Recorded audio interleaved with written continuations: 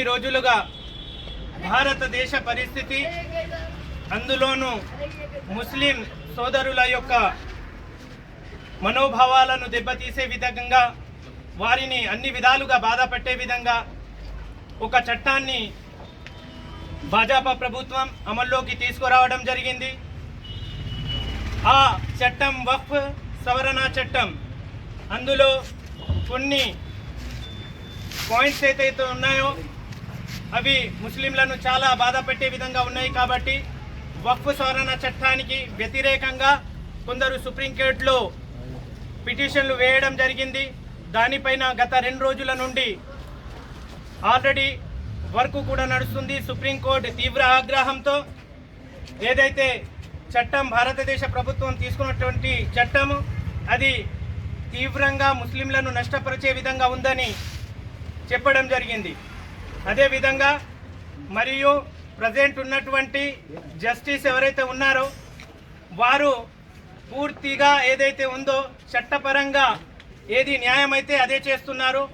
కానీ బాధాకరమైన విషయం ఏమిటంటే అతను కూడా వచ్చే నెల 15వ తేదీ రిటైర్మెంట్లో ఉన్నాడు.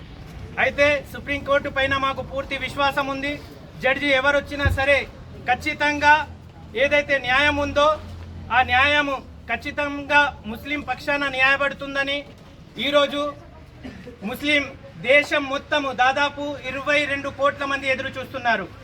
అదేవిధంగా మనం చూస్తూ ఉన్నాము, నిన్న ప్రైమ్ మినిస్టర్ గారు ఎంత అట్టహాసంగా అంటే దావూదీ బోహ్రా అనే కమ్యూనిటీని తీసుకొచ్చి వారి ద్వారా చెప్పడం జరుగుతుంది ముస్లింలందరూ సంతోషంగా ఉన్నారని. దావూదీ బోహ్రా కమ్యూనిటీ 50 లక్షలు మాత్రమే భారతదేశంలో ఉన్నారు. అది కూడా వాళ్ళు కూడా ముస్లింలే.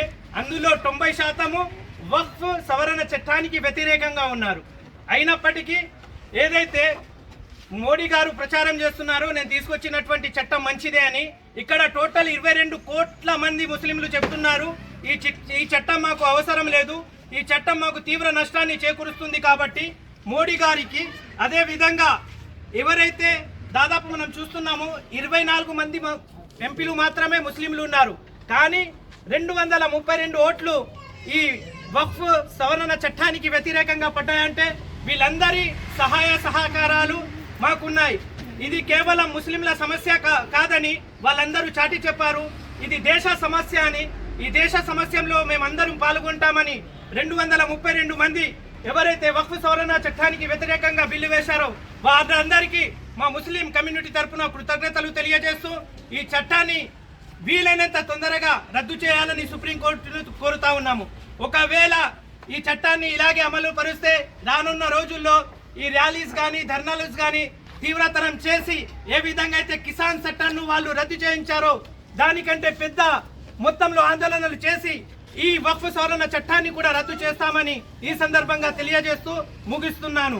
జై హింద్, జై భారత్. రద్దు చేయాలి, రద్దు చేయాలి, రద్దు చేయాలి, రద్దు చేయాలి. ఆవాజ్